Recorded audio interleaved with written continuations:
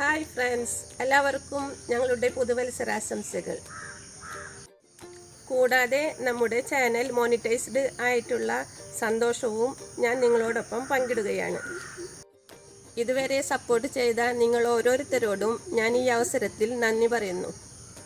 തുടർന്നും എല്ലാവരുടെയും സപ്പോർട്ട് ഉണ്ടാകുമെന്ന് പ്രതീക്ഷിക്കുന്നതോടൊപ്പം നമുക്ക് ഇന്നൊരു കുക്കർ പാൽപ്പായസം തയ്യാറാക്കാം. നമുക്കിന്ന് ഇതേപോലത്തെ ഒരു പാൽപ്പായസം തയ്യാറാക്കാം.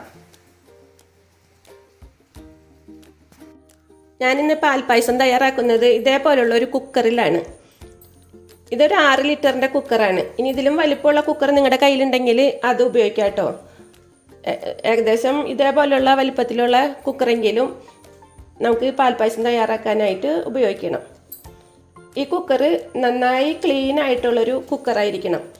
നമ്മുടെ മുന്നേ തയ്യാറാക്കിയ കറികളുടെയോ മറ്റോ എണ്ണയോ ഒന്നും ഇല്ലാണ്ട് നന്നായിട്ട് ക്ലീൻ ചെയ്ത കുക്കറായിരിക്കണം ഈ പാൽപ്പായസം തയ്യാറാക്കാൻ. പിന്നെ വേണ്ടത് ഞാൻ ഇന്നിവിടെ 1 ലിറ്റർ പാലിലാണ് പാൽപ്പായസം തയ്യാറാക്കുന്നത്. അതിനുവേണ്ടി ഞാൻ 1 ലിറ്റർ പാല് തിളപ്പിച്ച് വെച്ചിട്ടുള്ള പാലാണ്. അതേപോലെ 1 കപ്പ് പഞ്ചസാര എടുത്തിട്ടുണ്ട്. 1/2 കപ്പ് ഉണക്കലരി എടുത്തിട്ടുണ്ട്. ഇത് പായസത്തിനും വിഷ്കട്ടയൊക്കെ തയ്യാറാക്കാൻ നമ്മൾ ഉപയോഗിക്കുന്ന അരിയാണ്. ഇത് നമ്മുടെ കടകളിലൊക്കെ ചോദിച്ചാൽ, ഉണക്കലരി ചോദിച്ചാൽ ഇത് നമുക്ക് കിട്ടുന്നതാണ്. അതേപോലെ 1/2 കപ്പ് വെള്ളം കൂടി എടുത്ത് വെച്ചിട്ടുണ്ട്. ഇനി നമുക്ക് ഈ പായസം തയ്യാറാക്കാം. അതിനായിട്ട് ഞാൻ ഈ ഗ്യാസ് ഒന്ന് ഓൺ ചെയ്ത് കുക്കർ അടുപ്പിൽ വെച്ച് കൊടുക്കുന്നുണ്ട്.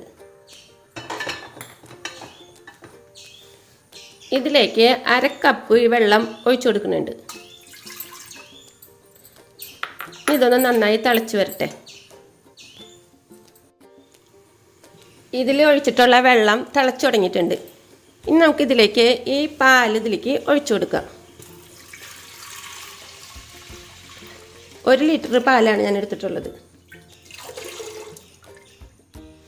അത് ഞാൻ ഇതിലേക്ക് ഒഴിച്ചു കൊടുത്തിട്ടുണ്ട്.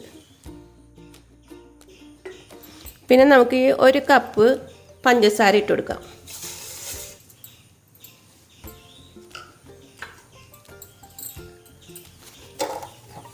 ഈ പഞ്ചസാര ഇതിൽ കിടന്നിട്ട് ഒന്ന് തിളച്ച് ഒന്ന് അലിഞ്ഞ് വരട്ടെ.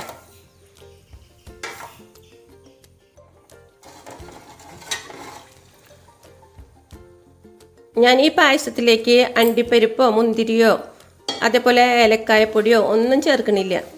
ഈ 3 ഇൻഗ്രീഡിയൻസ് വെച്ചിട്ട് മാത്രമാണ് ഈ പാൽപ്പായസം തയ്യാറാക്കുന്നത്. നമ്മുടെ പാല് തിളച്ച് വന്നിട്ടുണ്ട്, കണ്ട, നല്ല ആവിയൊക്കെ വന്ന് വന്നു തുടങ്ങിയിട്ടുണ്ട്. ഈ സമയത്ത് നമുക്ക് ഈ ഉണക്കലരി നന്നായിട്ട് കഴുകി കൊണ്ടുവന്നിട്ട് ഇതിലിട്ട് കൊടുക്കാം. കല്ലും മണ്ണൊക്കെ ഉണ്ടോ എന്ന് നോക്കിയിട്ട് ഒക്കെ കളഞ്ഞ് നല്ല ക്ലീൻ ആക്കി കൊണ്ടുവന്നിട്ടുള്ള അരിയാണ്. അത് നമുക്ക് ഇതിലിട്ട് കൊടുക്കാം.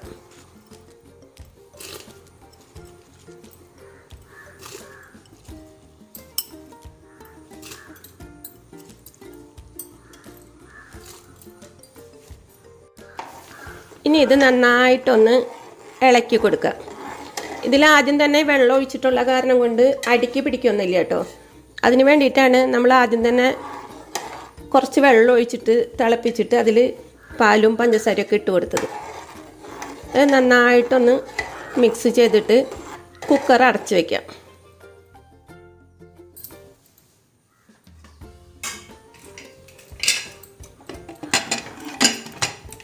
കുക്കർ അടച്ച് വെച്ചിട്ട് ലോ ഫ്ലെയിമിൽ നമുക്ക് ഗ്യാസ് ആക്കിയിടാം.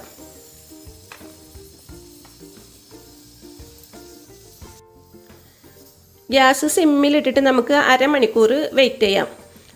ഇതുപോലെ ഇങ്ങനെ ഷൂ ഷൂ ഷൂ എന്ന് പറഞ്ഞിട്ടുള്ള ശബ്ദം ഉണ്ടായി ഇങ്ങനെ നിൽക്കേ ഉള്ളൂ 1/2 മണിക്കൂറും.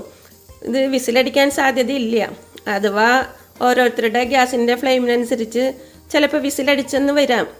അപ്പോൾ നമുക്ക് വിസിലടിച്ച് കഴിഞ്ഞാൽ ഒന്ന് ഓഫ് ചെയ്തിട്ട് വീണ്ടും സിമ്മിലിട്ടിട്ട് വെക്കാം. അങ്ങനെ 1/2 മണിക്കൂർ നമുക്ക് ഇത് ഗ്യാസിൽ ഇങ്ങനെ വെച്ച് കൊടുക്കാം. എന്നിട്ട് നമുക്ക് ഗ്യാസ് ഓഫ് ചെയ്യാം. ഇത് ഗ്യാസുമേൽ ഇങ്ങനെ വെച്ച് കഴിഞ്ഞിട്ട് നമുക്ക് വേറെ ഏതെങ്കിലും ജോലികളൊക്കെ ചെയ്യാം കേട്ടോ. അത് നോക്കി നമ്മൾ നിൽക്കേണ്ട ആവശ്യമൊന്നുമില്ല. ഇതേപോലെ സിമ്മിൽ ഇങ്ങനെ കിടന്ന് ഇതേപോലെ അത് അരി നന്നായിട്ട് വെന്ത് വന്ന് പായസം തയ്യാറായിക്കോളും. ഇതിനിടയിൽ നമ്മൾ ഈ കുക്കർ തുറന്ന് ഇളക്കുകയോ അടി പിടിക്കുകയോ ഒന്നും ചെയ്യില്ല.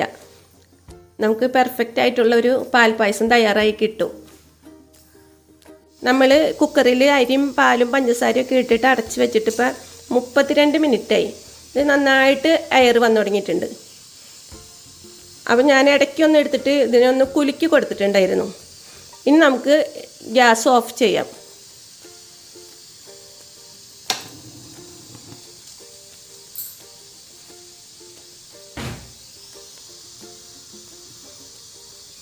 ഈ ഗ്യാസ് ഓഫ് ചെയ്തതിന് ശേഷം നമുക്ക് കുക്കർ ഒന്ന് മാറ്റി വയ്ക്കാം.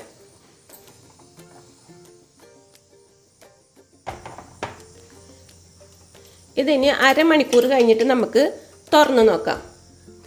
അരമണിക്കൂർ വരെ ഇത് തണുക്കാനായിട്ട് വെക്കാം നമുക്ക്. നമ്മുടെ കുക്കർ ഇപ്പോൾ ഒരു 3/4 മണിക്കൂറോളമായി ഞാൻ ഇതുപോലെ വെച്ചിട്ട്. എനിക്ക് കുറച്ച് ജോലികളുള്ള കാരണം കൊണ്ട് ഞാൻ കുറച്ച് നേരം കഴിഞ്ഞിട്ടാണ് ഇത് തുറക്കാൻ പോണത്. നമുക്കിതൊന്ന് തുറന്ന് നോക്കാം.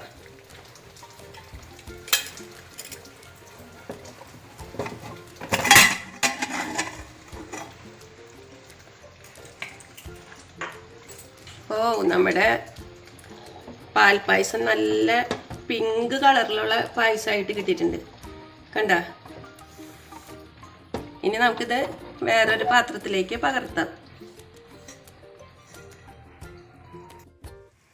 കണ്ട, നമ്മുടെ പായസം നല്ല പിങ്ക് കളറിൽ സൂപ്പറായിട്ട് കിട്ടിയിട്ടുണ്ട്. കണ്ട, അരിയൊക്കെ അധികം വെന്ത് ഉടയാതെ തന്നെ നല്ല പാകത്തിനുള്ള പായസമായിട്ട് കിട്ടിയിട്ടുണ്ട്. നമുക്ക് ഇതൊന്നൊരു വേറൊരു പാത്രത്തിലേക്ക് പകർത്തിയെടുക്കാം.